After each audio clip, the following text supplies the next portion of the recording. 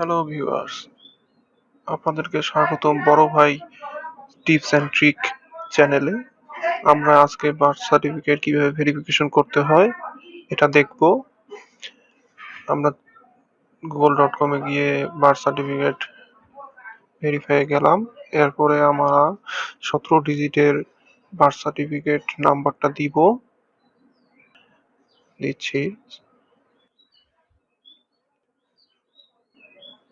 এখানে শুধু 17 ডিজিটের বার্থ সার্টিফিকেট নাম্বারটা লাগবে, তাহলে আপনি ভেরিফাই করতে পারবেন। 17 ডিজিটের নাম্বারগুলো আমরা দিচ্ছি। এরপর আমরা ডেট অফ বার্থ দিব। প্রথমে বছর, তারপরে মাস, তারপরে দিন, তারপরে দিন দিয়ে দিচ্ছি।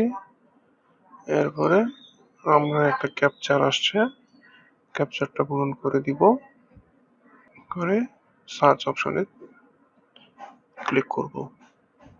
এই যে দেখেন, আমাদের সুন্দরভাবে সার্চ অপশনটি চলে এসেছে।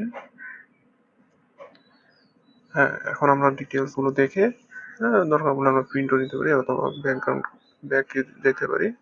ব্যাংকে গিয়ে দেখেন ওখানে নোটিফিকেশন লেখা আছে যে অবশ্যই আমাদেরকে 17 ডিজিটের দিতে হবে। তো সঙ্গে থাকার জন্য ধন্যবাদ। আমাদের চ্যানেল বড় ভাই টিপস অ্যান্ড ট্রিক অবশ্যই subscribe and like, comment, bell আইকনটা। Thank you.